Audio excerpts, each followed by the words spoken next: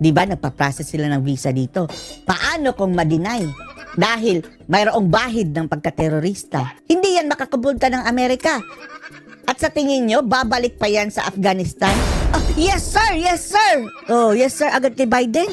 Walang kapalit ha? Wala tayong Anong nahita natin? Wala. Ewan na natin kung mayroon bang under the table na usapan dyan. Naalala nyo pa ba nung nakaraang taon? Natahasang kumontra si VP Inday Sara sa plano ni BBM na magpapasok ng 50,000 na Afghans dito sa ating bansa para mag-process ng visa papuntang Amerika.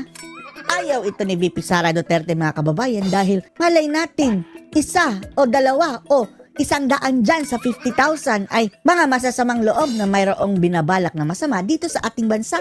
Na hindi naman tayo ganun ka high-tech mga kababayan. Hindi tayo ganun ka ready pagdating dyan sa external na security. Hindi nga yan makapasok-pasok ng diretso sa Amerika mga kababayan dahil ang Amerika mismo nahirapan sa pag-vet sa kanila. Tapos, ura-urada, pumayag si BBM na pumasok sila sa ating bansa. In what visa? Anong mga visa niyan? At ngayon mga kababayan, nandito na sila. Chartered plane na lula ng 300 na Afghans. At marami pa raw ang kasunod mga kababayan. At alam niyo ba mga kababayan, na di ba nagpa-process sila ng visa dito? Paano kung ma-deny? Dahil mayroong bahid ng pagkaterorista. Hindi yan makakabulta ng Amerika. At sa tingin nyo, babalik pa yan sa Afghanistan? Oh, so anong mangyayari sa kanila? Titira sa Palasyo Malacanang? Panoorin po natin ang ulat ha. Mainit-init na balita. Mainit-init pa! Tumating po sa Pilipinas ang nasa 300 Afghan nationals. Oh, first batch pa lang yan mga kababayan ha. 49,700 to go. Oh. Ang dami pa nila. Natutungo rin kalaunan sa Amerika. Oh, bakit pa dito pinag-process yan ng visa? Pwede namang mag-antay sila sa kanilang bansa mga kababayan o di ba kaya maraming mas malapit na bansa sa Afghanistan. Oh, surrounding areas. Bakit dito lang sa Pilipinas?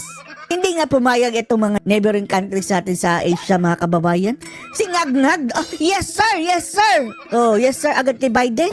Walang kapalit ha?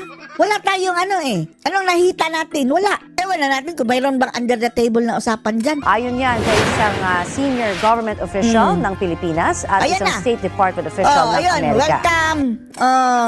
Hello, welcome Afghans. At hindi po raw yan mga refugees mga kababayan ha?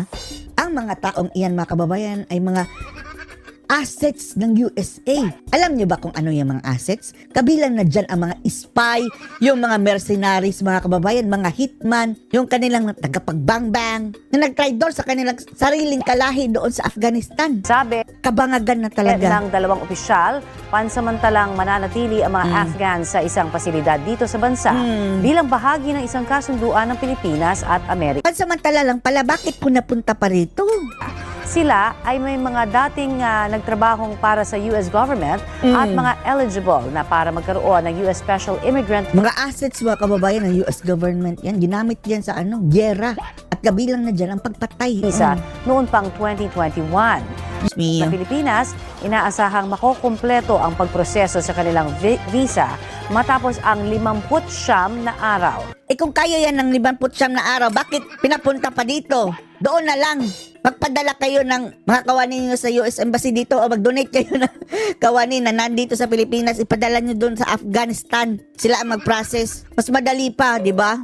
Tiniyak naman ng opisyal ng US na hindi nito maapektuhan ang visa operations ng US Embassy dito sa bansa. Kinumpirma ngayon ng Department of Isang Foreign Affairs na kabangagan. nasa Pilipinas na ang ilang Afghan nationals. Ayon sa DFA, ang pansamantalang pamamalagi dito ng Afghan nationals ay bahagi ng proseso upang makakuha sila ng kanilang Special Immigrant Visa. Ano kaya ang kapalit, no? Bakit gano'n na lang ang pagpayag ni BBM mga kababayan? At minadali nila dahil malapit nang umalis si Biden mga kababayan bilang presidente. At ewan lang natin kung aprobado ito ni Trump. Ang pinakita mga kababayan, eto, mga bata, para as if, no? Harmless. Pero 300 po sila mga kababayan. Yung iba dyan, yung hindi na picturan, mga fighter ang mga itsura. para makapanirahan sa Estados Unidos. Sa isang opisyal na pahayag, sinabi ng DFA na binigyan nila ng kaukulang entry visa ang mga nasabing Afghan nationals na naaayon sa ating batas at mga regulasyon. Tiniyak din ng ahensya na nakumpleto at dumaan ang mga ito sa masusing screening ng ating national Masusing screening. Kung na-screening na yan, matagal na yan nakapasok sa sa Amerika. Kaya nga natagalan sila mga kababayan dahil binackground check pa yan masyado. So paano kung ma-deny yan? Ma-deny ang kanilang US visa mga kababayan. Hindi na yan babalik ng Afghanistan, promise. Dito na yan maninirahan. security agencies. Dagdag pa ng DFA, sumailalim rin sila sa full medical screening bago pa sila bumiyahe patungo ng Pilipinas upang masiguro na maayos ang kanilang mga kalusugan at walang mga sakit. Mabuti pa sila. Tapos ang mga may sakit dito sa PhilHealth mga kababayan, zero budget. Dati nang nagpahayag ng pangamba ang ilan sa mga Pilipino nang mabalitaan ang pag-transit sa Pilipinas ng mga Kabilang na si VP Sara Duterte dahil alam niya face to face ni Sara Duterte mga kababayan ang mga terorista doon sa Mindanao. Dati ngayon peaceful na. Afghan national para sa kanilang Ngayon peaceful na, nagpapasok naman sa bangag mga kababayan ng mga hindi natin sigurado kung US visa processing.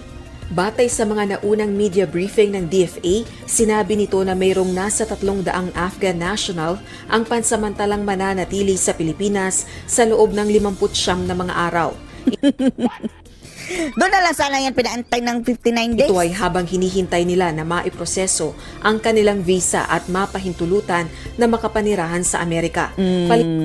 Tapos kung ma-deny sa US mga kababayan, dito na manirahan sa ating bansa. Liwanag ng US State Department, ang mga nasabing Afghan ay hindi refugees, kundi ito ay mga individual at pamilya Mga assets nila mga kababayan, yung ginamit nila sa gyera. na nagtrabaho para sa US government. Anong trabaho? Pag yung sabihing mga dyan, call center. Battleground yung Afghanistan. Ginamit na kawal mga kababayan, warriors. Sa loob ng 2 dekada nitong operasyong militar sa Afghanistan, sasagutin naman ng US government ang lahat ng gasto sa kanilang pananatili dito. Dapat lang. Pero dapat sagutin din ng Amerika mga kababayan ang seguridad ng Pilipinas. Wala nga balita mga kababayan, magkano ang binayad?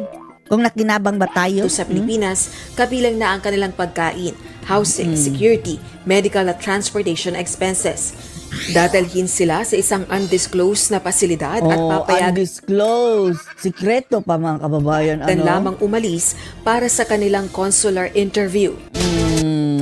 Anong masasabi nyo dito mga kababayan sa nagresulta na ang kabangagan at andito na ang mga Afghan? Post your comments below.